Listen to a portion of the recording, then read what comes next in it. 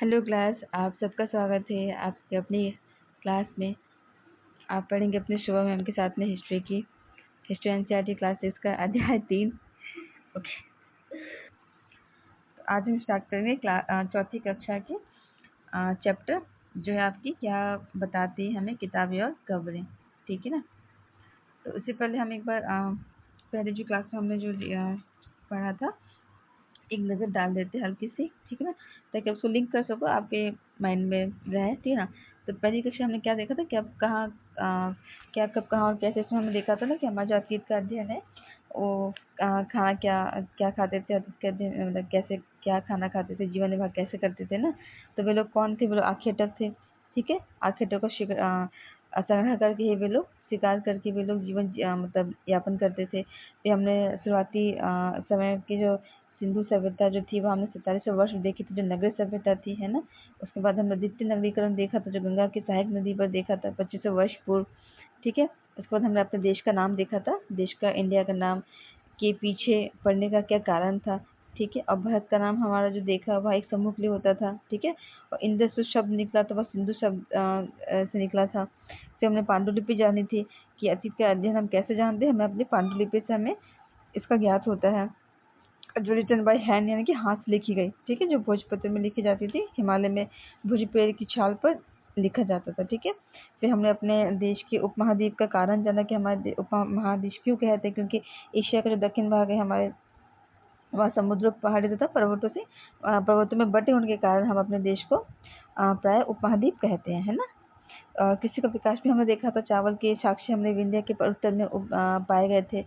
फिर आपका उत्तर पश्चिम से आने वाले ईरानी ने हमें देश को इंडो इंडिया का नाम दिया। ठीक है, फिर आपने अभिलेख देखे थे। ठीक है, अभिलेख जो है कठोर चट्टानों पे अंकित किए जाते थे ना, राजाओं के आदेश, रानियों के आदेश। फिर उसमें नॉर्मल स्त्री पुरुष भी अपने कुछ ना कुछ लेखा जोखा कुछ ना कुछ कार्य अपने लिखवाते थे, और क्यों लिखवाए जाते थे अभिलेख, ताकि उसे आम जनता पढ़कर उसका पालन कर सके, है ना। उसके विजय का लेखा जोखा जान सके, उसकी प्रसिद्धि जान सके राजा की। ठीक है, चलिए हम सेकंड में भी हमने देखा था ना कि आखेटक जो थे, जो खाद्य संग्राहक थे, तो वो उनका कैसे वे लोग उनका विकास हुआ, भोजन वे स्वयं उत्पादन करने लगे। हमने स्थाई जी में देखा था मेहरगढ़ में। फिर आखेटक की विधि देखी थी, किस आधार पे वे लोग भोजन एकत्रित करके आधार पर कहा गया था। ठीक है, किस आधार पर लोग खाते थे। आखिर खाद्य संग्राहक थे, एक स्थान पर क्यों जाते थे? क्योंकि उनका भोजन समाप्त हो जाता था मौसम के कारण से, शिकार खेलन के कारण से, पानी की तलाश में वे लोगों को इधर उधर भटकना पड़ता था। ठीक है, आरंभिक मानव के बारे में भी हमें जानकारी कहाँ से मिली थी? तो हमने पुरातत्वविदों की ऐसी वस्तुएं मिली, जानकारी मिली थी पुरातत्वविदों को, जिनका निर्माण उपयोग आखिर तक खाद्य संग्राहक लोग क्या करते थे ना, तो उनसे इन लोगों ने अपने जानकारी प्राप्त की इतिहास के बारे में। फिर इनके बनाए गए औजारों के माध्यम से भी इन्होंने जानकारी प्राप्त की। ठीक है, हमने प्राचीन काल के जो स्थल देखे, मध्य पाषाण काल के, नवपाषाण काल के स्थल देखे। आरंभिक गांव हमने इनाम गांव देखा था ना। नवपाषाण काल में हमारे स्थल थे बुजुहोम, महागढ़, कुलडीबा, पैमपल्ली, हल्लूर, दाऊजरी, महागढ़, चिरांद, है ना, ये सब हमने देखे थे। महापाषाण स्थल हमें दक्षिण में ब्रह्मगिरी और आदि चंद्र देखा था हमने। ठीक है, आपके प्रशांत काल को हम आरंभिक काल भी कहते हैं, ये सब मैंने देखा था। फिर हमने आपका निम्न नया प्रशांत में हमने अपने स्थायी रूप देखा था, हम वहाँ पे बसने लगे थे अच्छे तरीके से, हम स्थायी हो गए थे, पशुपालन, कृषि, खेती सब करने लगे थे, हम सबसे परिचित हो गए थे। हमारे औजार भी बहुत ही ज़्यादा नुकीले, पैनी और पॉलिशदार हो चुके थे, हम उसे पॉलिश करते थे अच्छे तरीके से, तो हम काफ़ी उन्नत हो चुके थे, बहुत ही ज़्यादा। फिर मेहरगढ़ हमने देखा था, और हमने आरंभिक नगर देखा था, जिसमें हमने हड़प्पा सभ्यता देखी थी। हड़प्पा सभ्यता की शुरुआत कैसे होती है, कैसे इंजीनियर के कारण से हमें हड़प्पा सभ्यता का पता मिलता है, हम जानकारी ले पाते हैं कि हड़प्पा सभ्यता नगरीय सभ्यता जो बहुत ही उन्नत सभ्यता कही जाती है, वहाँ देखी तो उस हड़प्पा सभ्यता में हमें कपास के साक्ष्य मिले हैं। हमें गेहूँ, जौ, दालें, मटर, धान, तिल, सरसों उगाते थे, इसके साक्ष्य मिले हैं। ठीक है, वहाँ पे आपके जो नगर की विशेषताएं प्राप्त देखने को मिलती है। पश्चिमी नगर, पूर्वी नगर। आपके जो पश्चिमी नगर थे वे छोटे थे परंतु ऊंचाई में थे, और निचला जो नगर था वह पूर्वी भाग में था, परंतु वह बहुत बड़े थे, परंतु वह निचले इलाके में थे, है ना। वहाँ पे लिपिक, मोहरे से वे लोग परिचित थे। ठीक है। भवन निर्माण की बहुत अच्छी कलाकृति मिली है वहाँ पर। हड़प्पा में 1 या 2 मंजिला होते थे घर, आंगन, कुएं भी, सीधी नालियाँ मिली है वहाँ पर, ठीक है ना। फिर उनसे चूड़ी मनके बनाने वाले छोटे हथियार बर्तन बनाए जाते थे। आपकी जगह मिली है सिरकोटदा, मोहनजोदड़ो, चंद्रपुर, धोलावीरा, लोथल, आपका हड़प्पा, कालीबंगा, ठीक है ना, सिंधु नदी के आसपास में। तो ये लोग यहाँ पे चारकोल से भी परिचित थे हड़प्पा सभ्यता में। मोहनजोदड़ो जो सबसे बड़ा महान स्थान देखा था कि अपने तांबे वहाँ पे आयात निर्यात किए जाते थे। बहुमूल्य वस्तुएं मंगवाई जाती थी। फिर लोथल के बारे में हमें जानकारी मिली है, जो एक बंदरगाह था जहाँ से व्यापार होता था। धोलावीरा में हमें जमीन उपजाऊ के साक्ष्य मिले हैं, जल के साक्ष्य मिले हैं, ठीक है। तो आज हम हड़प्पा सभ्यता का पतन भी हमने देखा था, बहुत से कारणों से पतन हुआ था जो, ठीक है। तो आज हम देखते हैं हमारे किताबें और कब्र के जो चैप्टर है, इसको हम आज देखेंगे। इसमें हम क्या सीखते हैं। चलो स्टार्ट करते हैं हम। दुनिया के प्राचीनतम ग्रंथों में एक, शायद तुमने वेदों के बारे में सुना होगा। वेद 4 हैं। हम सभी जानते हैं कि हमारे कितने वेद हैं। हमारे इसमें 4 वेद है। पहला ऋग्वेद, दूसरा सामवेद, तीसरा यजुर्वेद और चौथा अर्थवेद, है ना। तो आपका सबसे पुराना वेद कौन सा था? वह था ऋग्वेद। ऋग्वेद की जो रचना थी लगभग 3500 साल पहले हुई थी। मतलब इतिहास ऋग्वैदिक काल में सबसे पहले जो रचना हुई थी वह ऋग्वैदिक वेद की हुई थी, ठीक है। और यह 3500 साल पहले हुई थी, ठीक है। अच्छा, अब ऋग्वेद में 1000 से ज़्यादा प्रार्थनाएं हैं। अब हम ऋग्वेद में देखते हैं, ठीक है। 1000 से ज़्यादा प्रार्थनाएं हैं जिन्हें सुक्त कहा गया है, ठीक है। सुक्त कहा गया है। 1 मिनट, मैं इसके तो लाइट ब्राइटनेस बढ़ा दूँ। ओके, 1 मिनट, चलिए अब ठीक है। चलिए, ऋग्वेद में 1000 से ज़्यादा प्रार्थनाएं हैं जिन्हें सुक्त कहा गया है। सुक्त का मतलब है अच्छी तरह से बोला गया हो। ये विभिन्न देवी देवताओं की स्तुति में रचे गए थे। अब विभिन्न देवी देवताएं जो बोलते थे उनकी स्तुति जो होती थी उनमें भी रचे गए थे सूक्त।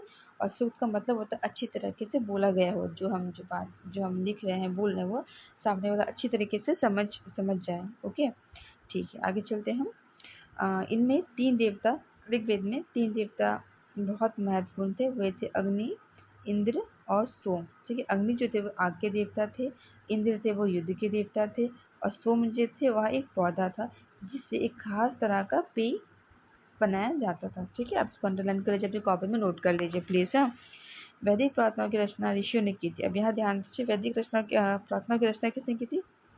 ऋषियों ने की थी। आचार्य विद्यार्थियों को इन्हें अक्षर, शब्दों और वाक्यों में बांटकर सस्वर पाठ द्वारा कंठस्थ करवाते थे। अब यहाँ आप देखिए कि जो आजकल के जो स्कूल है ना, उस तरह के नहीं चलते थे। पहले जो आचार्य यानी कि गुरु जो थे, टीचर थे हमारे, वे विद्यार्थियों को अक्षर, शब्दों और वाक्यों में बांट कर अच्छी तरह से अलग अलग करके उनको सस्वर पाठ यानी कि वो बोलते थे और उनको कंठस्थ करवाते थे, ठीक है। अधिकांश सूक्तों के रचयिता जो थे सीखने और सिखाने वाले पुरुष थे। अब यहाँ पे एक और चीज, अधिकांश सूक्त जो रचयिता थे ना, रचने वाले जिन्होंने रचा था, वो सीखने वाले और सिखाने वाले भी अधिकतर कौन थे? पुरुष थे। सभी नहीं थे, अधिकतर, अधिकांश, ठीक है। यह ध्यान दीजिएगा। क्वेश्चन में कहा जाए ना कि सारे के सारे सत्य, आप गलत मत कर दीजिएगा। अधिकांश यानी कि सब नहीं थे, कुछ थे। और कुछ कौन थी? महिलाएं ने भी रचना में प्रार्थनाओं की रचना की, ठीक है। महिलाओं ने भी सूक्तों की रचना की कुछ समय। अब इसकी जो ऋग्वेद की जो भाषा थी ना, वो प्राप्त थी संस्कृत या वैदिक संस्कृत कहलाती थी। जो भाषा थी वो क्या कहलाती थी? वैदिक संस्कृति कहलाती थी। या तुम स्कूल में जो संस्कृत पढ़ती हो उससे यह भाषा थोड़ी भिन्न थी। हम जो स्कूल में संस्कृत पढ़ते ना, उससे यह भाषा बहुत ही ज़्यादा थोड़ी भिन्न थी। मतलब बहुत ज़्यादा भी नहीं कहेंगे, थोड़ी भिन्न थी, अलग थी ना, ठीक है। अब वैदिक थी तो वहाँ पे शायद वैदिक थी तो उसके जो वेदों में जो संस्कृत के कुछ शब्द होंगे, देवी देवता के नाम होंगे ना, उनके अपने अर्थ होंगे अलग तरह से, तो उन सब से बहुत ही अलग होंगे। आज की संस्कृत थोड़ी सी भिन्न है, ठीक है। आगे चलते हैं हम। चले, आपका यह हमारा हो गया। फिर हम अब ये कर रहे थे संस्कृत और अन्य भाषा। अब संस्कृत भाषा जो थी वह हमारी बहुरूपीय भाषा यूरोपीय और भारत यूरोपीय भाषा परिवार का एक हिस्सा है, ठीक है। भारत की कई भाषाएं असमिया, गुजराती, हिंदी, कश्मीरी, सिंधी, एशियाई भाषा जैसी फारसी तथा यूरोप की बहुत सी भाषाएं जैसे कि अंग्रेजी, फ्रांसीसी, जर्मन, यूनानी, इटालवी, स्पेनिश आदि इस परिवार से जुड़ी हैं। तो सारी जो भाषाएं थी ना, वो सारी की सारी आपकी भारतीय यूरोपीय परिवार से जुड़ी हुई, ठीक है। उन्हें एक भाषा परिवार इसलिए कहा जाता है क्योंकि आरंभ में उनमें कई ऐसे शब्द मिले थे जो एक से दिखते थे, एक से थे, ठीक है, बहुत से। जैसे एग्जाम्पल यहाँ पे दिया कि मात्र, मात्र को हम संस्कृत में मात्र संस्कृत में होता है कहते हैं, और माँ को हम हिंदी में कहते हैं, और मदर को अंग्रेजी में हम देखते हैं, ठीक है ना। इसलिए ये आपका एक पारिवारिक इस भाषा को जो एक से जुड़ जाती है तो उसको परिवार का नाम दीजिएगा, भाषा परिवार का नाम, ठीक है। आगे भी हम देखते हैं, यहाँ पर और भी भाषाएं यहाँ पे दी गई हैं, इसको अंडरलाइन करो। ये जो हमारे भारत उपमहाद्वीप में दूसरे भाषा परिवारों की भी भाषाएं बोली जाती है, इस महाद्वीप में और भी भाषा परिवारों की भाषाएं बोली जाती है। उदाहरण के लिए जो पूर्वोत्तर प्रदेशों में जो भाषाएं बोली जाती है ना, उनको हम तिब्बत बर्मा परिवार की भाषा कहते हैं, ठीक है। और तेलुगु, तमिल, कन्नड़ और मलयालम द्रविड़ भाषा परिवार की भाषाएं। अब जो हम लोग दक्षिण में जो तेलुगु, तमिल, कन्नड़ और जो मलयालम बोलते हैं ना, तो वह कौन सी भाषा का परिवार है? वह द्रविड़ भाषा का परिवार है, ठीक है। और जबकि झारखंड और मध्य भारत के कई हिस्सों में जो बोली जाने वाली भाषाएं हैं वह ऑस्ट्रो एशियाटिक भाषाएं हैं, ठीक है। अब मध्य भारत में और झारखंड में जो बोलते हैं उसको हम क्या करें? ऑस्ट्रो एशियाटिक, ठीक है। चलिए इसको अंडरलाइन करते चलेगा। आपको कोई भी डाउट हो तो प्लीज आप कमेंट कर लीजिएगा, ठीक है। आगे बढ़ते हैं। हम जिन किताबों को पढ़ते हैं वे लिखी और छापी गई थी। अच्छा, अभी हम किताबें हम जो पढ़ते हैं ना आज के समय में, वो तो लिखी भी जाती है, छपी भी हुई होती है ना, लिखते भी उसको हाथ से भी छाप भी देते हैं। किंतु किंतु आप यहाँ पे ध्यान दो कि ऋग्वेद के समय में वहाँ पे जो सिस्टम था पढ़ाई का, ठीक है, शिक्षा देने का, वहाँ था उच्चारण द्वारा और श्रवण द्वारा, ठीक है। यानी कि उच्चारण, जो गुरु थे, जो ऋषि थे, वो उच्चारण करते थे, जो सिखाते थे, और जो सीखते थे वो सुनते थे, यानी कि श्रवण करते थे, ठीक है। और फिर उनको पढ़ा नहीं जाता था, पढ़ते नहीं थे, ध्यान रखिएगा। ऋग्वेद में जो देते थे ज्ञान उसको पढ़ा नहीं जाता था, खाली सुनकर और उच्चारण के बोलकर होते थे। रचना की कई सदियों बाद इसे पहली बार लिखा गया। अब जो ऋग्वेद में जो रचनाएं जो की गई हैं उसको कम से कम 200 साल के बाद इसको बहुत ही मुश्किल से छापने का काम किया गया, ठीक है। चलिए आगे हम देखते हैं अध्ययन, इतिहास का ऋग्वेद का अध्ययन कैसे करते हैं, ठीक। हमने पिछली कक्षा में देखा था ना, एक दो क्लास में देखा था कि का जो विद है वे लोग कैसे करते थे? अवशेषों से करते थे ना इतिहास की जानकारी।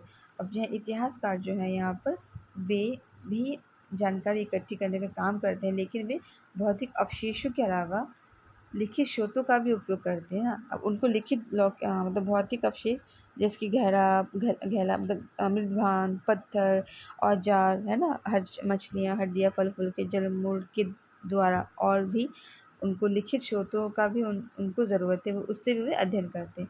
चलो देखते हैं कि ऋग्वेद का अध्ययन वे लोग कैसे करते हैं ना। तो ऋग्वेद के कुछ वार्तालाप सूक्त के रूप में है, ठीक है। सुख मतलब आपस में जो वार्तालाप हम जो करते हैं ना, दो तीन लोग जो मिलकर आपस में वार्तालाप होती है, ठीक है, किसी टॉपिक पे कोई भी अच्छी तरह से, तो उसको हम यहाँ पे सुक्त कहेंगे। जो विश्वामित्र नामक ऋषि और देवियों के रूप में पूजित दो नदियां हैं, ठीक है, ब्यास और सतलुज हैं, के बीच संवाद एक ऐसे सुक्त का अंश है, ठीक है। तो हम इसको एक बार देख लेते हैं नीचे में, यहाँ पे ये रहा आपका ये, ठीक है। इसको आप खुद स्वयं पढ़ लीजिएगा एक बार, ठीक है। यह है कि एक बार मैं रीडिंग कर देती हूँ, ठीक है, मैं रीडिंग कर देती हूँ एक बार। विश्वामित्र की हे नदियाँ, अपने बछड़ों को चारती हुई दो दमकती गायों की तरह दो फुर्तीले घोड़ों की चाल से पहाड़ों से नीचे आओ। इंद्र द्वारा दी हुई शक्ति से स्फूर्त तुम रथों की गति से सागर की ओर बह रही हो। तुम जल से परिपूर्ण हो और एक दूसरे से मिल जाना चाहती हो। नदियाँ कहती हैं, जल से परिपूर्ण हम देवताओं के बनाए रास्ते पे ही चलती हैं, ठीक है। वे कहते हैं देवताओं ने हमारे लिए यही मतलब हमारे लिए निर्धारित किया है काम कि हम इस तरीके से चलना, तो हम इसी रास्ते पे, बनाए हुए रास्ते पे, देवताओं के बनाए हुए रास्ते पे हम चलते हैं। एक बार निकलने पर हमें रोका नहीं जा सकता, हम जब एक बार बहने लगे तो हमें कोई रोक नहीं सकता। ऋषि तुम हमसे प्रार्थना क्यों कर रहे हो? तो वो कह रहे हैं कि आप हमसे प्रार्थना ही क्यों कर रहे हो, मत करो, कि हम तो वैसे ही बहेंगे। तो विश्वामित्र कहते हैं कि हे बहनों, ठीक है, मुझ गायक की प्रार्थना सुनो। मैं रथों और पहाड़ गाड़ियों सहित बहुत दूर से आया हूँ। कृपा करके अपने जल को हमारे रथों और गाड़ियों को धुरियों के ऊपर ना उठाओ, ताकि हम आसानी से उस पार जा सकें। विश्वामित्र जी फिर नदियों से प्रार्थना करें कि उनके पास जो रथ है, गाड़ियाँ हैं, उनके पानी उनके वहाँ तक ना आए। ठीक है, नदियाँ कहती हैं तो हम तुम्हारी प्रार्थना सुनेंगे, जिससे तुम सब सुरक्षित उस पार जा सकोगे। ठीक है, अब इतिहासकार हमारे यह बताते हैं कि यह जो प्रार्थना जो रची गई होगी या ये नदियाँ बहती हैं, वे यह भी सुझाते हैं कि जिस समाज में ऋषि रहते थे वहाँ घोड़ों गायों को बहुत महत्व दिया जाता था। ठीक है, यहाँ पे साफ साफ बताया जा रहा है कि ऋषि यानी कि ऋग्वेद के समय में जो ऋषि सब थे, इस समय में हमारे यहाँ पर घोड़ों का गायों का बहुत ही महत्व था। ठीक है, बहुत ही मतलब महत्वपूर्ण रहते थे। इसलिए नदियाँ की तुलना घोड़ों और गाँव से की गई थी, यानी कि यहाँ पे पूजी जाती थी। घोड़े और गाँव भी पूजी जाती थी उस समय में। ठीक है, गाय को हम गौ माता कहते हैं ना, घोड़ों की पवन पुत्र हम कहते हैं उसको, तो इसलिए उसकी तुलना नदियों से की जा रही है। ठीक है, आगे हम ये पढ़ लेते हैं। क्या तुम्हें लगता है कि रथ भी महत्वपूर्ण थे? अपने जवाब के लिए कारण बताओ। प्रार्थना की पंक्तियों को दोबारा पढ़कर यह बताओ कि उन परिवहन के लिए किन किन साधनों का उल्लेख है। अब जाहिर सी बात, रथ भी इम्पोर्टेंट ही होंगे ना, रथ नहीं रहेंगे तो कैसे जाएंगे, सफर कैसे करेंगे आगे, है ना। ऋग्वेद की प्रार्थनाओं में अन्य दूसरी नदियाँ, खासकर सरस्वती नदियाँ और उसकी सहायक नदियों का भी जिक्र है। गंगा और यमुना उल्लेख सिर्फ एक ही बार हुआ है इसमें। देखो, ऋग्वेद की प्रार्थना है ना, प्रार्थनाओं में ध्यान दीजिए आप कि गंगा और यमुना का उल्लेख सिर्फ एक बार हुआ है। इंपॉर्टेंट चीज़ है, इसका ध्यान रखिए, अपनी कॉपी में नोट कर लीजिए। ठीक है, मैंने अंडरलाइन कर दिया, आप भी इसको अंडरलाइन कर लो। ठीक है, चलिए आगे बढ़ते हैं। अब इसको, हाँ, ये वाला रह गया था, ये आप देख लेते हैं हम इसको यहाँ पर।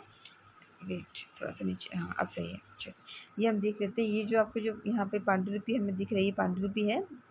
यह जो पांडुलिपि है वह ऋग्वेद काल का है, ऋग्वेद के समय का है, और यह पन्ना है। ठीक, ऋग्वेद जो पांडुलिपि इसका एक पन्ना मिला है। तो यह जो तैयार किया गया था, यह भुज हुई वृक्ष की छाल पर से तैयार किया गया था। और यह जो पांडुलिपि जो मिली है ना हमें, वह कश्मीर में मिली है। ठीक है, लगभग 150 साल वर्ष पहले मिली है। ठीक है, पहले ऋग्वेद का सबसे पहली बार छापने का, अच्छा सॉरी, यहाँ पे लिखा है लगभग 150 वर्ष पहले ऋग्वेद का सबसे पहली बार छापने का इसका उपयोग किया गया था। छापने के लिए इसका, तो इसी को देखकर, मतलब इसी को देखकर 150 साल पहले इसका अनुवाद, सॉरी, इसको छापने का काम किया गया था, इस पांडुलिपि को देखकर। ठीक है, अब यह जो पांडुलिपि जो है, इसको सुरक्षित तौर पर महाराष्ट्र के पुणे के एक पुस्तकालय में सुरक्षित रखा गया है। ठीक है, अच्छा अब आगे चलते हैं हम। हमारे यहाँ क्लियर है ना, आपको कुछ डाउट तो नहीं है, बता दीजिएगा। मवेशी, घोड़े और रथ। ठीक है, तो ऋग्वेद में मवेशियों, बच्चों, खासकर पुत्रों और घोड़ों की प्राप्ति के लिए अनेक प्रार्थनाएं हैं। ठीक है, अभी चीज देखो आप कि ऋग्वेद में मवेशियों, बच्चों, खासकर पुत्रों और घोड़ों की प्राप्ति के लिए ही अनेक प्रार्थनाएं हैं। इसका मतलब ऋग्वेद के समय में ये बहुत इंपॉर्टेंट है ना, इनका महत्व बहुत है, मवेशियों का, बच्चों का, और खासकर बच्चों में किसको, पुत्रों का और घोड़ों का। ठीक है, तो यहाँ कहीं ना कहीं अंदाजा हम लगा सकते हैं, आप देख सकते हैं किसमें युद्ध जरूर होते होंगे ना, मवेशी का युद्ध होता होंगे। घोड़ों को लड़ाई में रथ खींचने के काम में लाया जाता था। इन लड़ाइयों में मवेशी जीत कर लाए जाते थे। लड़ाइयाँ जैसे वैसे ज़मीन के लिए भी लड़ी जाती थी, जहाँ अच्छी चारागाह हो या जहाँ पर हो जो जैसे जल्दी तैयार हो जाने वाली फसलों को उपजाया जा सकता है। अब यहाँ पे लड़ाइयाँ किससे होती थी, ज़मीन के लिए भी लड़ाइयाँ होती थी। अब ध्यान दो, ज़मीन के लिए लड़ाइयाँ होती थी ना, फिर जो लड़ाइयाँ होती थी तो मवेशियाँ जीत कर लाए जाते थे। घोड़ों को लड़ाई के रथ खींचने के काम में लाया जाता था। ठीक है ना, आगे बढ़ते, कुछ लड़ाइयाँ तो पानी के स्रोतों के और लोगों को बंदी बनाने के लिए भी किए जाते थे, लड़ी जाती थी। अब इस समय में जो लड़ाइयाँ होती थी, देखिए अब लड़ाइयाँ पानी के स्रोतों और लोगों को बंदी बनाने के लिए भी लड़ी जाती थी। ठीक, इसे हमको ध्यान में रखना है आपको। आगे चलते, युद्ध में जीते गए धन का कुछ भाग सरदार रख लेते थे। अब इस समय में देखो कि युद्ध में जो जीते गए धन है, कुछ ना कुछ भाग सरदार रख लेते थे तथा कुछ हिस्सा पुरोहितों को दे दिया जाता था। अब यहाँ पर ये जो थे हमारे ऋग्वेद के समय में, जो मतलब जो ऋग्वेद के समय में जो लोग थे, जो जन थे, वे लोग जो मवेशी, पशुधन और भूमि के लिए लड़ाई होती थी। अब यहाँ देखो जो युद्ध की जानकारी दी गई है, यहाँ पर नोट कर लो, ये जो मैं बोल रही हूँ सुन के भी आप नोट कर सकते हो, या आप इसको अंडरलाइन कर लो कि जो ऋग्वेद में जो युद्ध होते थे ना, वो मवेशियों के लिए होते थे, पशुधन था उस समय में, और भूमि के लिए लड़ाई लड़ी जाती थी। और युद्ध में जीता जो धन था वह कुछ तो पुरोहित को दे देते थे तथा कुछ स्वयं भी रखते थे और जो था वो आम लोगों को भी बांटते थे, ठीक है कि नहीं। चलिए अब हम यहाँ पे आगे देखते हैं कि कुछ हिस्सा जो था शेष धन आम लोगों में बांट दिया जाता था, कुछ धन यज्ञ के लिए भी प्रयुक्त होता था। अब वहाँ पे यज्ञ भी होते थे, ठीक है, यज्ञ की आग में आहुति दी जाती थी। ये आहुतियाँ देवी देवता को दी जाती थी। जो देवी देवता यानी कि पूजा पाठ होते थे वहाँ पर ऋग्वेद में, ठीक है। अब इसमें जो यूज होते थे घी, अनाज और कभी कभी जानवरों की भी आहुतियाँ दी जाती थी ऋग्वेद में, ठीक है। अधिकांश पुरुष इन युद्धों में भाग लेते थे, कोई स्थायी सेना नहीं था। अब यहाँ पे इसको नोट कर लो कि ऋग्वेद में कैसा था जीवन, आपका स्थायी सेना वहाँ पे नहीं होती थी, लेकिन कुछ लोग मिलते जुलते थे, किंतु और युद्ध में शांति के विषय के में सलाह ले मशवरा करते थे। वहाँ ये ऐसे लोगों को अपना सरदार चुनते थे जो बहादुर और कुशल योद्धा हो। अब ये लोग की सेना तो थी नहीं स्वयं की, फिर भी ये लोग जो आपस में सभा बनाकर एक दूसरे से मिलते जुलते थे और युद्ध व शांति के विषय में सलाह मशवरा करते थे, तो वही लोग आपस में ही ऐसे पुरुष को सरदार चुनते थे जो बहुत ही ज़्यादा बहादुर हो और कुशल योद्धा हो, ठीक है। तो यानी कि वे राजा नहीं थे, यहाँ पे राजा का भी सिस्टम नहीं है ऋग्वेद में। आप यहाँ पे कोई राजा नहीं थे, कोई उनकी खुद की सेना नहीं थी, ठीक है। वे कृषि प्रधान नहीं थे, वे पशु प्रधान थे। और फिर यहाँ पर लड़ाइयाँ होती थी, युद्ध होते थे, पशु के लिए युद्ध होते थे, जमीन के लिए युद्ध होते थे, है ना, धन के लिए। फिर यहाँ पर आपका आगे हम बढ़ते हैं और सरदार भी यहाँ पे जो वैसे चुनते थे, आपस में मशवरा करके चुनते थे, ठीक है। लोगों की विशेषता बताने वाले शब्द। अब यहाँ पर लोगों की जो विशेषताएं, लोगों का वर्गीकरण काम, भाषा, परिवार, समुदाय, ठीक है, निवास स्थान या सांस्कृतिक परंपरा के आधार पर किया जाता रहा होगा। अब यहाँ पर जो लोगों का मतलब जो लोग इस समय रहते थे उनका जो वर्गीकरण होता था वो भाषा के आधार पर, भाषा, परिवार या समुदाय के आधार पर, निवास स्थान आपका कौन सा है, और सांस्कृतिक परंपरा के आधार पर किया जाता रहा होगा। ऋग्वेद में लोगों की विशेषता बताने वाले कुछ शब्द को देखो, जिसके ऐसे जो 2 शब्द हैं इसमें इस ऋग्वेद में आपका काम के आधार पर किया गया है। जो आपके पुरोहित जिन्हें आपको ब्राह्मण कहा जाता है और जो यज्ञ करवाते थे, अनुष्ठान करवाते थे, दूसरे लोग थे राजा, ठीक है। ये राजा वैसे नहीं थे आप जिनके पास बड़े-बड़े महल हो, राजधानियाँ हो, नहीं। ये वैसे राजा थे सरदार टाइप के जो आपस में सुलह करके बनते थे, सरदार होते थे। ये इस तरह के राजा थे। ना तो इनके पास अपनी सेना थी, ना ही ये कर वसूलते थे, ठीक है। ना राजा की मृत्यु के बाद उनका बेटा अपने आप ही शासक बन जाता था। अब यहाँ पे एक और बात आप नोट कर लो, यहाँ पे राजा का जो पद था वो अनुवांशिक नहीं था, ठीक है। यानी कि ये नहीं कि राजा मर गया तो उसका बेटा आगे जाके उसका पद ग्रहण करे, ठीक है। और यहाँ पे ना तो इनकी सेना होती थी, ना ही कर वसूलते थे। अब कर कहाँ से वसूलेंगे जब यहाँ पर इस समय में कोई इतना विकास ही नहीं हुआ है ना। यहाँ पे तो पशुओं के लिए युद्ध हो रहे हैं, ठीक है। और कोई सभा नहीं, मतलब कोई कोई सेटलमेंट, एक सही तरीके से कोई व्यवस्था नहीं है। ना तो कोई महल है, ना तो कोई प्रसिद्धि है, विकास हुआ है किसी चीज़ के नाम महल है, कुछ नहीं है। तो यहाँ पे आप कर कहाँ से वसूलोगे, है ना। तो ये चीज़ आप ध्यान रखो, ठीक है। आगे बढ़ते हैं हम। पिछला नंबर ठीक है, चलिए नहीं पढ़ते हैं, यहाँ पढ़ते हैं। जनता या पूरे समुदाय के लिए 2 शब्दों का इस्तेमाल होता था। अब यहाँ पे देखिए जो ऋग्वेद काल में जो जनता थी ना, वो जनता और पूरे समुदाय के लिए, ध्यान रखिएगा, वहाँ की जो जनता थी वो पूरा समुदाय था।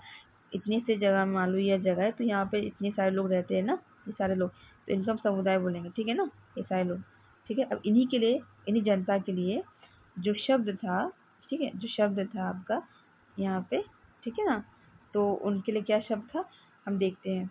उनके लिए आपका शब्द यहाँ पे था जन, ठीक है, जन, जन शब्द का प्रयोग होता था। इन लोगों के लिए यहाँ पे कौन सा शब्द का प्रयोग होता था, जन, ठीक है। और कौन सा शब्द होता था यहाँ पे आपका विश, विश, ठीक है। आपका यहाँ पे दूसरा शब्द होता था यहाँ पे इनके लिए प्रयोग विश, यहाँ की आम जनता के लिए, यहाँ के समुदायों के लिए जन, और यहाँ पे ये वाला जन विश और ये जन शब्द का प्रयोग होता था, ठीक है। अब ऋग्वेद में विष और जनु के नाम मिलते हैं, इसलिए हमें देखने को मिलता है कि यहाँ पुरोजन होते थे, ठीक है, भरतजन होते थे और विष यदुजन होते थे, ठीक है। तो इन लोगों को यहाँ पे जो समुदाय था इनको हम यदुजन भी कहते हैं, भरतजन भी कहते हैं और पुरोजन भी कहते हैं, ठीक है। अब यही जन हम आगे चल के देखेंगे, जो जन जो आपस में मिल जाते हैं तो जनपद कहलाते हैं। अब यही जनपद जो बहुत सारे मिलते हैं तो महाजनपद कहलाते हैं, ठीक है। ये हम आगे की क्लास में कक्षा में पढ़ेंगे, ठीक है। चलिए आगे बढ़ते हैं। इतना तो आपको डाउट क्लियर हुआ ना। कोई प्रॉब्लम हो तो आप प्लीज़ मुझे बताइएगा, समझ में ना आ रहा हो तो, ठीक है। चलिए जिन लोगों ने इन प्रार्थनाओं की रचना की है वे कभी कभी खुद को आर्य कहते थे। अब जो जिन्होंने रचना की है ना, ऋषियों ने, देवी देवताओं ने, जिन्होंने भी रचना, उन्होंने अपने आप को क्या कहते थे? आर्य कहते थे। वे अपने विरोधियों को दास से दस्यु कहते थे। ठीक है। अब दस्यु वे लोग थे जो यज्ञ नहीं करते थे। अब दस्यु जो लोग थे, वे लोग यज्ञ भी नहीं करते थे और ना, और शायद वे लोग दूसरी भाषाएं बोलते थे। ठीक है। ऋग्वेद में दस्यु दास के भी हमें साक्ष्य मिल रहे हैं। ठीक है। ये लोग यज्ञ नहीं करते थे और दूसरी भाषाएं भी बोलते थे। बाद के समय में दास स्त्रीलिंग दासी शब्द जो था वह मतलब गुलाम हो गया। ठीक है। आने वाले समय, बाद के समय में स्त्रीलिंग जो दासी होते थे उस सबको गुलाम कहने लगे। ठीक है। दास वे स्त्री और पुरुष होते थे जिन्हें युद्ध में बंदी बनाया जाता था। अब जो राजा लोग जो युद्ध करते थे ना आपस में, उसमें जो बंदी बनाए जाते थे स्त्री पुरुषों को, उनको दास कहने लगे, जिसको बाद में गुलाम शब्द हो गया। ठीक है। गुलाम शब्द हम सल्तनत काल में भी पढ़ते हैं। सल्तनत काल में गुलाम शब्द पढ़ेंगे। फिर इसके आगे हम आगे आगे चलते हैं। जो दास जो बनते थे, पुरुष और स्त्री जो लेकर आते थे, तो वो इनके मालिक होते थे। ठीक है। इनको जायदाद माना जाता था मालिक का, और जो मालिक कहते थे वो इन दास और दासियों को करना पड़ता था। ठीक है। जिस युग में उपमहाद्वीप के उत्तर पश्चिम में ऋग्वेद की रचना हो रही थी ना, अब यहाँ पर उत्तर पश्चिम में, यहाँ पर, ठीक है, ऋग्वेद की रचना हो रही थी यहाँ पर, उसी समय में दूसरी जगहों पर एक अलग तरह का विकास हो रहा था। ठीक है। अब एक जगह में आप देखो, यहाँ इस पोर्शन में यहाँ ऋग्वेद की रचना हो रही है ना, यहाँ पे जन, यदुजन, विश्व, भरतजन, ये सब का सिस्टम हो रहा है। अब वहीं दूसरी ओर जगहों पर क्या हो रहा है? महापाषाण। महापाषाण हमने पढ़ा था ना, दक्षिण भाग में भारत की यहाँ ब्रह्मगिरी थी, है ना, यहाँ पे कश्मीर के आसपास बुजरोम पढ़ा था हमने नवपाषाण काल में ना। तो ये महापाषाण का हम देख रहे थे। महापाषाण क्या कह रहा है यहाँ पर कि महा मतलब ये शिलाखंड यानी कि पत्थर। ठीक है। महा मतलब बड़ा, ये आपका बड़ा, और पाषाण मतलब आपका पत्थर यानी कि बड़ा पत्थर। ठीक है। नाम से जाने जाते हैं। ये पत्थर दफन करने की जगह पर लोगों को द्वारा बड़ी करीने से लगाए जाते थे। अब यहाँ पर जो मृतक थे, जो मर जाते थे, जिस व्यक्ति को दफनाया जाता था, वहां पर पत्थरों को एक तरीके से लगाया जाता था, एक लाइन से। ठीक है। और यहाँ जो कब्र बनाने की जो प्रथा थी, यह प्रथा 3000 साल पहले ही शुरू हुई थी। यह प्रथा जो शुरू हुई थी, कहाँ शुरू हुई थी, वहाँ हम देखेंगे दक्कन में। ठीक है। दक्षिण भारत में, उत्तर पूर्वी भारत में और कश्मीर में प्रचलित थी। ठीक है। कश्मीर मिजोरम में यहाँ पे आपका प्रचलित थी यहाँ कब्र का सिस्टम। ठीक है ना। तो हम इसको देख लेते हैं चित्र में। कुछ महत्वपूर्ण स्थल महापाषाण पुरस्थल मानचित्र 2 में दिखाए गए हैं। कुछ महापाषाण जमीन के ऊपर ही दिख जाते हैं और कुछ महापाषाण जमीन के भीतर भी होते हैं। इसका चित्र देखते हैं। ये आपका है, आपका महापाषाण का चित्र है। ये देखिए, सारे के सारे पत्थर यहाँ यहाँ यहाँ कैसे एक लाइन से, है ना, लगाए गए। यहाँ पे भी लगाए गए पत्थर। ये रहा आपका, और ये रहा आपका ताबूत। ठीक है। जिसमें मृतक रखा हुआ है, और ये आपका बड़ा पत्थर महापाषाण, जिसको पहचानने के लिए रखा गया है कि यहाँ इसके नीचे में दफन है, कब्र है। ठीक है। इसको रीडिंग कर लेते हैं एक बार। यहाँ पे कई बार पुरातत्वविदों को बुलाकर सजाए हुए पत्थर मिले, कई बार अकेला खड़ा हुआ पत्थर मिला। यह पत्थर, ये सारे पत्थर पुरातत्वविदों को मिले, और यहाँ पे बड़ा पत्थर ये भी मिला। ये एक मात्र प्रमाण है कि जो जमीन के नीचे कब्रों को दर्शाते हैं। अब यही प्रमाण है जो यह प्रमाण देता है कि इसके जमीन के नीचे में कब्र है, इसको मृतक है। महापाषाणों के निर्माण के लिए लोगों को कई तरह के काम करने पड़ते थे। हमने जो कार्यों की सूची बनाई है उन्हें क्रमबद्ध करो। गड्ढे खोदना, शिलाखंडों को धो कर लाना, पत्थरों को तराशना और मरे हुए को दफनाना। ठीक है। यह आप करना है। और यहाँ पर आप देखिए, इसमें ये भी दिया हुआ है ऊपर। इस तरह के महापाषाण को ताबूत, समाधान, सृष्टि कहते हैं। अब सृष्टि किसे कहते हैं? समाधान। ताबूत को क्या कहते हैं? सृष्टि। ये आपको बहुत इंपॉर्टेंट यूपीएससी में क्वेश्चन आ चुका है, आप इसको अंडरलाइन कर लो, या आप इसी बुक के साइड में आप इसको लिख लो। ठीक है। चलो, फिर सिस्टम में एक पोर्टल, बड़ा होल सुराख भी दिखाया गया, जहाँ से शायद पत्थरों के बने हुए कब्रों में जाने का रास्ता बनाया गया। इसके अंदर से रास्ता भी बनाया गया जो कब्रों में जाके चेंज कर मृतक, दूसरे मृतक लाया जाए, है ना। चलिए आगे बढ़ते हैं। अब इन सब कब्रों में कुछ समानताएं हैं। अब ये सब कब्रें देखेंगे, सब में समानताएं क्या है वो हम देख लेते हैं। मृतक को खास किस्म के मिट्टी के बर्तनों के साथ दफनाया जाता था, जिन्हें काले लाल मिट्टी के बर्तनों, ब्लैक एंड रेड वेयर के नाम से जाना जाने लगा। या उसको अंडरलाइन कर लो। इनके साथ ही मिले हैं लोहे के औजार, हथियार, घोड़ों के कंकाल और सामान, तथा पत्थर और सोने की गहना। अब इतने सारी चीजें मिले तो ऐसा कोई अमीर व्यक्ति होगा, है ना। जरूरी नहीं अमीर व्यक्ति हो, यहाँ की परंपरा प्रथा है। आगे बढ़ते हैं, मतलब कि यहाँ पे कहने का मतलब कि जो जो वे लोग दफनाते थे ना, तो उनके साथ क्या करते थे, मृतक के साथ में जो लोहे के औजार भी डाल देते थे, उन्हीं के होंगे, उनके हथियार भी डाल देते होंगे, घोड़ों के कंकाल भी डाल देते होंगे, जो घोड़े उनके थे, और सामान तथा पत्थर और सोने के गहने भी डाल देते होंगे। ये सब उन्हीं के सामान थे, उन्हीं के मतलब यूज़ करते होंगे, ये उस मृतक मृतक के साथ में ही वे लोग डाल देते थे। ठीक है, अब आप यहाँ पे देखिए क्वेश्चन है यहाँ पर, क्या हड़प्पा के शहरों में लोहे का प्रयोग हुआ था? या आप एक काम कीजिए, इसका जो आंसर है ना, आप हड़प्पा सभ्यता कैसी सभ्यता थी, या आप मुझे लोहे का प्रयोग हुआ था, या मुझे कमेंट में बताइएगा। ठीक है, चलिए आगे बढ़ते हैं। ये आपका महाप्रशांत जो कब्र है, वहाँ से सामान मिले, ये आपके मिले हैं घोड़े के लिए सामान, नीचे घोड़े के लिए सारे सामान है, नीचे बाईं ओर आपको कुल्हाड़ियाँ मिली हैं। ठीक है, नीचे एक कटारिया कटार, यहाँ कटार आपका मिला है। ठीक है, आगे हम चलते हैं, इसमें हम चलते हैं, बस थोड़ा सा और रह गया है। ठीक है, ज़्यादा लंबी क्लास नहीं करूँगी, लोगों की सामाजिक असमानता के बारे में पता करना है। अब यहाँ पे हम साथ लोगों की समान असमानताओं के बारे में भी हम यहाँ पे जानेंगे। पुरातत्वविद यह मानते हैं कि कंकाल के साथ मरे हुए व्यक्ति की ही रही होंगी चीज़ें। ठीक है, चीज़ें जो हैं यहाँ पे, वो मरी हुई जो व्यक्ति जो मर गया उसी की होंगी ना, तभी तो उसमें कब्र में डाल देते हैं एक साथ में। तो कभी कभी एक कब्र की तुलना में दूसरी कब्र में ज़्यादा चीज़ें मिलती है। अब बताओ, एक कब्र में कम चीज़ें मिले, दूसरी कब्र में ज़्यादा चीज़ें मिले, तो कहीं ना कहीं आप भी ये अंदाज़ा लगा सकते हो असमानता थी। यदि कोई गरीब व्यक्ति मरता था तो उसमें कम सामान, उसकी जितने सामान मिट्टी के उसके लेवल के सामानें होंगी ना, गरीब है। और जो दूसरी कब्र में बहुत ज़्यादा सामान मिलती थी, तो भाई जैसे कि इसका एग्जांपल आप देख लो, ब्रह्मगिरी में, ब्रह्मगिरी में इसका एग्जांपल मिला है, या एक कब्र व्यक्ति की मिली है जिसमें 33 सोने के मन के और शंख पाए। अब ये इतने सोने के इस व्यक्ति की कब्र में मिले, तो कहीं ना कहीं यह व्यक्ति अमीर होगा। ठीक है, और इसका मतलब यहाँ पर सामाजिक भिन्नता थी, जो जैसे थे उसके साथ में वैसे, मतलब है ना, सामाजिक असमानता यहाँ भी हमें देखने को मिलती है। दूसरे कंकालों के पास सिर्फ कुछ मिट्टी के बर्तन ही पाए गए। अगर मेंस में क्वेश्चन आ जाए ना समानता के ऊपर ऋग्वैदिक समय में, तब कह सकते कि हाँ असमानता उस समय में भी थी थोड़ी बहुत, है ना। यह दफनाए गए लोगों की सामाजिक स्थिति में भिन्नता को दर्शाता है। ठीक है, सामाजिक स्थिति में भिन्नता को दर्शाता है, यह जो कारण है। अगर मान लीजिए स्टेटमेंट पे आ जाए, तो आपकी यहाँ सब जो कंडीशन है यहाँ पे जो दिया गया है, यह सब सामाजिक भिन्नता को दर्शाता है। कुछ लोग अमीर थे और कुछ लोग गरीब थे, तो कुछ लोग सरदार थे, तो दूसरे के अनुयायी थे कुछ लोग। ठीक है ना, चलिए आगे बढ़ते हैं। इसमें हम देखते हैं आगे चल के क्या कुछ कब्रगाहें खास परिवारों के लिए थी। हाँ भाई, थी कुछ कुछ। कभी कभी महापशानों में एक से अधिक कंकाल मिले हैं। वे ये दर्शाते हैं कि शायद एक ही परिवार के लोगों को एक ही स्थान पर अलग अलग समय पर दफनाया गया था। बाद में मरने वालों लोगों को पोर्ट होल के रास्ते कब्रों में लाकर दफनाया जाता था। ऐसे स्थान पर गोलाकार लगाए गए पत्थर या चट्टान चिन्हों का काम करते थे, जहाँ लोग आवश्यकता अनुसार सबों को दफनाया दोबारा आ जाते थे।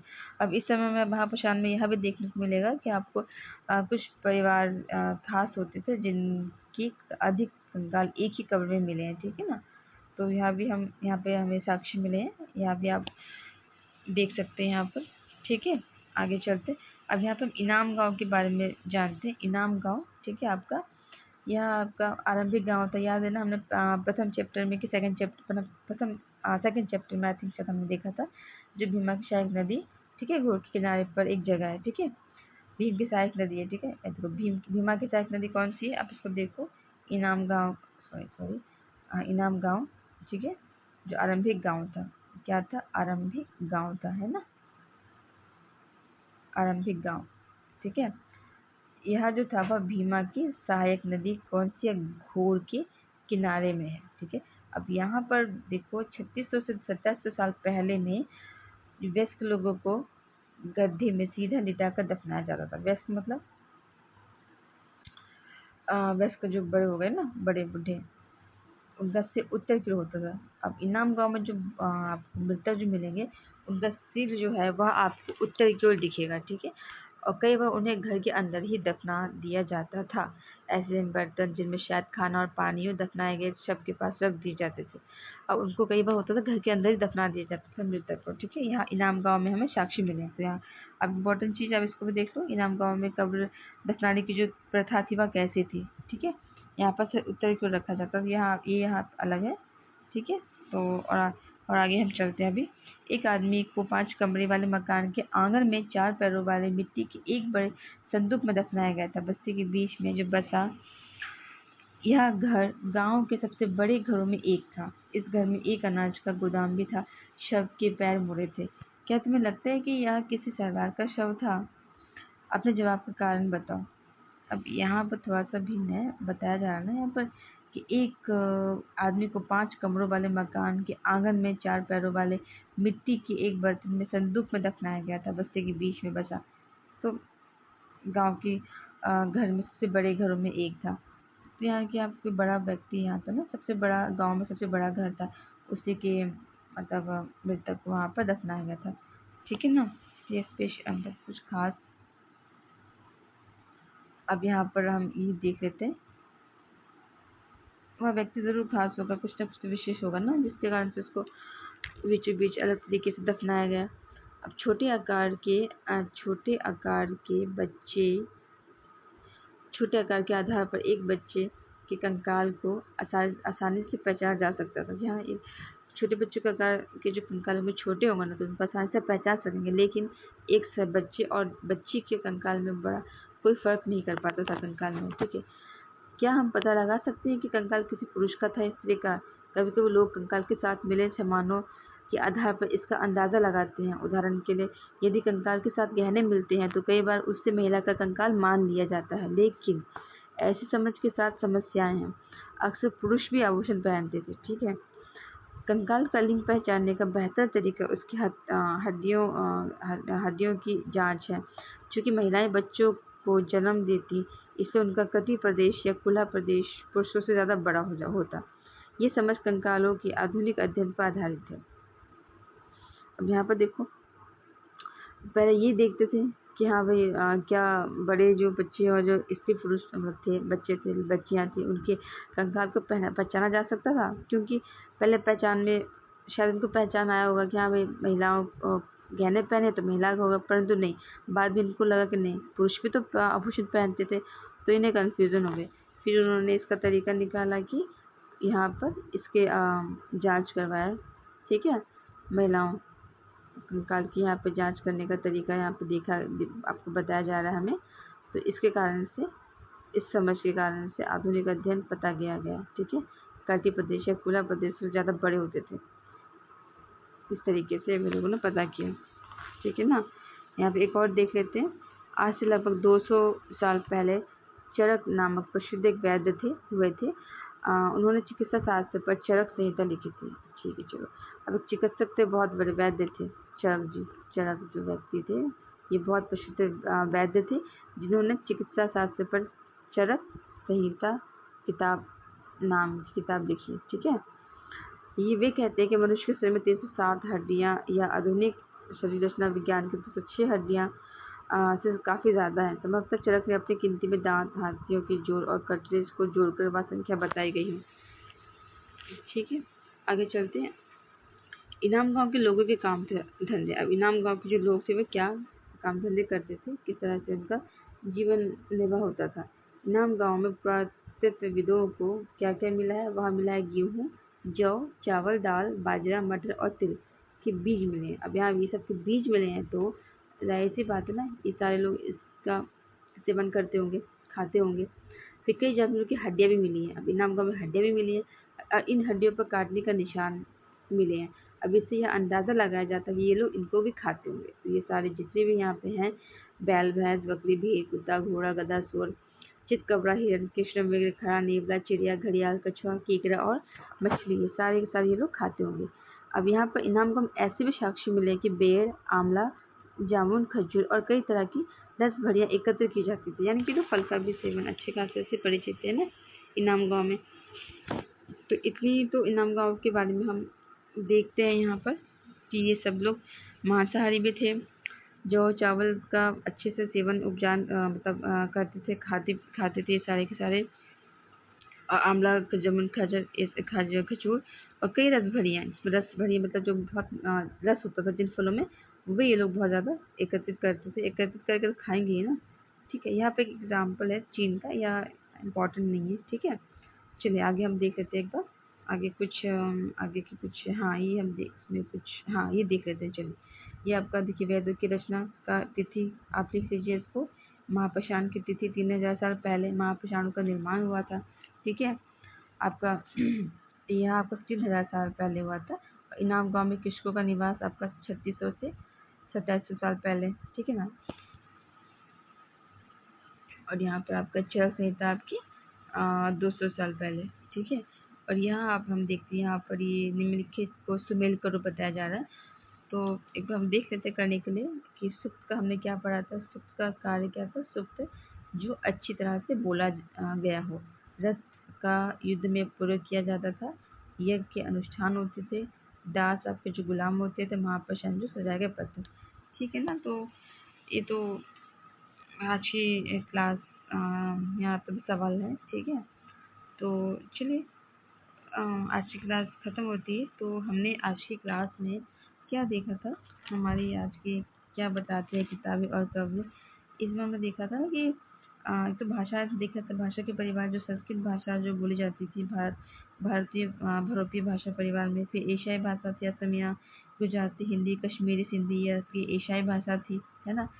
आपकी भरोपीय भाषा कौन सी थी? जो संस्कृत और भारत यूरोप में बोली जाती थी, उसको हम भरोपीय भाषा बोलते थे। संस्कृत जो बोलते थे वहाँ पर। फिर तिब्बत बर्मा परिवार की भाषा पूर्वोत्तर प्रदेश में बोली जाती थी। फिर द्रविड़ परिवार की भाषा कहाँ बोलते थे? वहाँ बोलते थे हम तमिल, तेलुगु, मलयालम, कन्नड़ दक्षिण साइड। और बीच मध्य भारत में बोलते थे, झारखंड में, उसको हम बोलते थे अष्टप्रयाग परिवार एशियाटिक, ठीक है ना?